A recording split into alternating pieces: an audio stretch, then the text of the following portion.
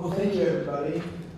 At World Relief, we are privileged to be a part of pretty incredible moments. Several times each week, our caseworkers and volunteers are going to SeaTac Airport and picking up new refugee families, welcoming them right as they get off the plane. Families like Amy's, and she's going to share a little bit of her story and her family's journey as what they've experienced on their way here over these last couple of years. So, as you heard Gabe say and some of the other videos, right now there are over 19.5 million refugees in the world right now.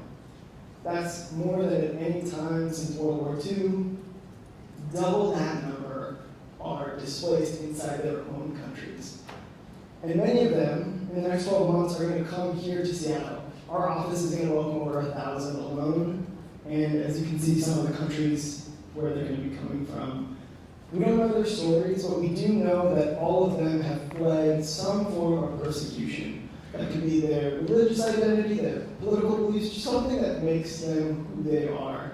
And we as Christians, we know that many of the heroes of the biblical narrative were refugees themselves, whether that was Moses and the Israelites fleeing out of Egypt, or Jesus and his family fleeing into Egypt when he was a little boy. And we think it's incredibly important for the local church to be in relationships with the refugees and in community with them. And these days, when refugees are fleeing, they're actually not as many are going to refugee camps like we see on the news, but the vast majority, over 2/3, are actually going to urban centers, and the average wait is 17 years in that space.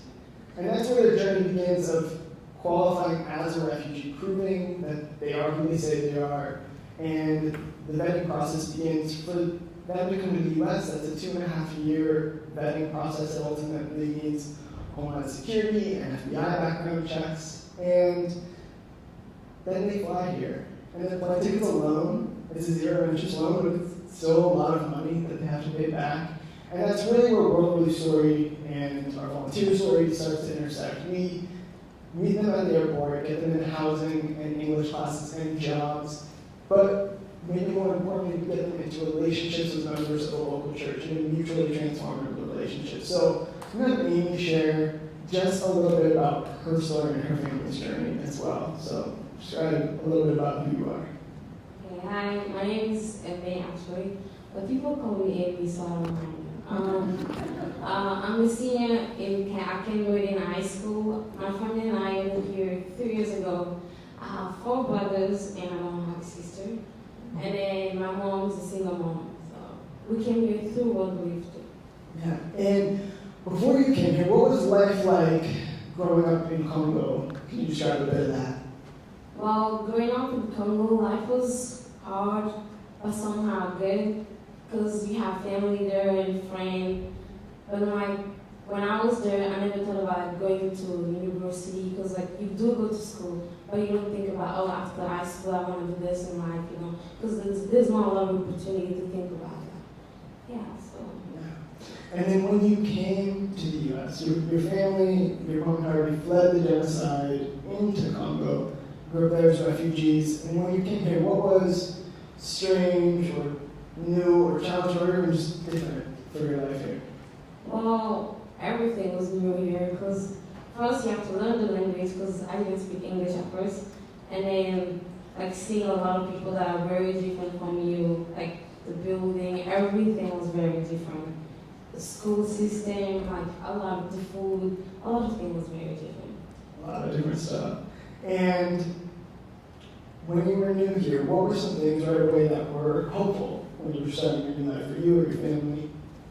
When we came here, something that was very helpful is that when we were living with my family was also like an American family. I was very happy for that, because like we made a good relationship with them. I mean, like, as you can see in the picture, that's me right there, and one of the family that hosted us. So. Yeah, so that's Whitney in the picture. I think you guys are like Pike Place Market or something in that photo, which is pretty cool. And you're a senior in high school, Could you just describe a little bit about what your life looks like now? What did you do over your summer break? I'm thinking to go to 4 years of college, either Gonzaga or it's a Christian school in Idaho. This summer, actually, I went on a mission trip in Michigan to help with the water crisis that is happening in Flint, Michigan. So, yeah. And what did you do there in Flint? In Flint, we were just helping with the community, putting filters in people's houses so they can have clean water, painting houses, mooring, just doing anything that the community is asking us to do and building a relationship with them too. I think that's pretty incredible that you were spending your summer putting water filters in homes in Flint. What are you hopeful for here now in your life? I'm still in high school. So this year I am so excited because I'm making a club in my school called The Voice Around the World.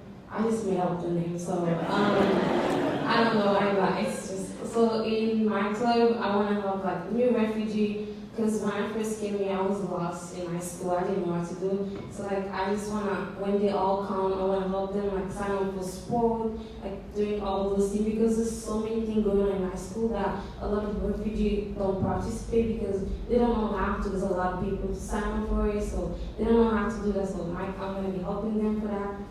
Yeah, and then I also want to be a case worker and work I want to live in the future.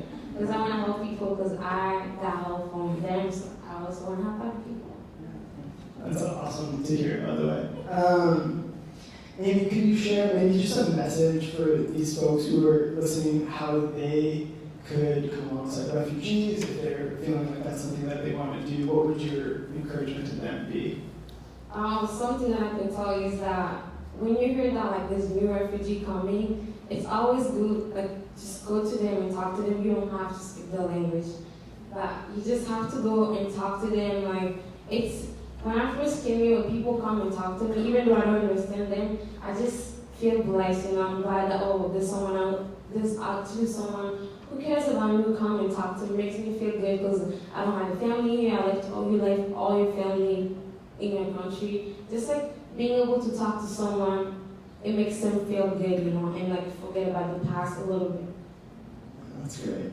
And Amy's mom is here. We're going to shout out Jean a little bit, and she is raising an incredible family. The guy in the back, taking a picture of, he's at Wazoo studying engineering. Your other brother just started at UW, also studying for engineering. They've only been here 3 years. It's incredible. And if you're interested in being a part of the stories of families like Amy's family or other new refugee families, if you're interested in what that looks like, World Relief is here to connect you and to connect other local churches into relationships that really are mutually transformative for them. So I want to end by just thanking you all for listening, but also thanking Amy, especially for her mom, Jean. So could you give her a round of applause?